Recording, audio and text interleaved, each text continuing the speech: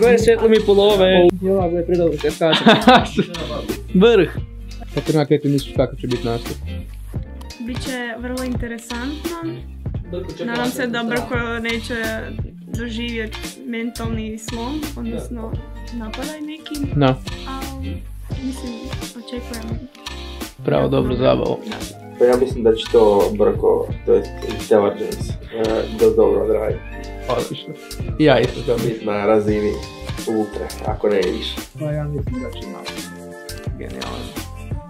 To, vatreno krštenje. Mislim, naravno, usreće se, ali bit će dobro.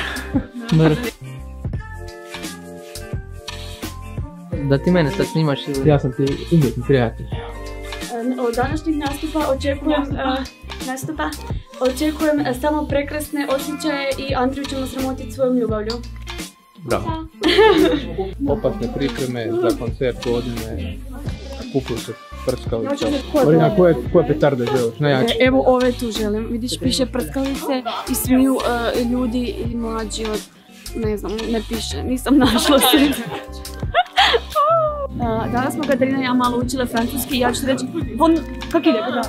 bonsoir ili ti dobra večer. I mi ćemo ti, Andrija, kupiti jedan tortu i bacit ćemo ti u glavu dok ćeš nastupati. Pogledaj, izaberi. Koju tortu želiš? Ja ti preporučam ovu cheesecake sa voćem. Jako dobro.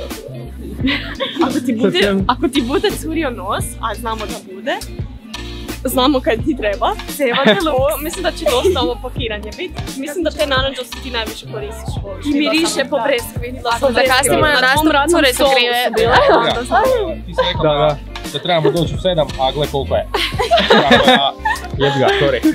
I ovo Brko, 3 sloja ima. Petra, što očekuješ od koncerta? Očekujem dobru zabavu i puno ljudi uz prskalice. U svemiru će se čuti. U svemiru. I dinosauri će doći. Tako je. Svi idu, hashtag. Budućnost i prošlost. Koji ćemo pivo piti? Ajmo na ovo zapaliti u šibicu. Pokušavam. Gle radi. Oh my god.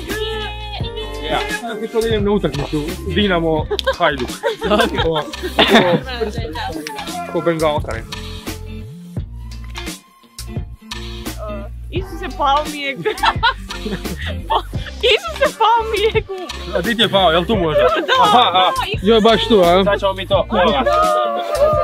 Da, može to se može dignuti. Evo ga. Jej!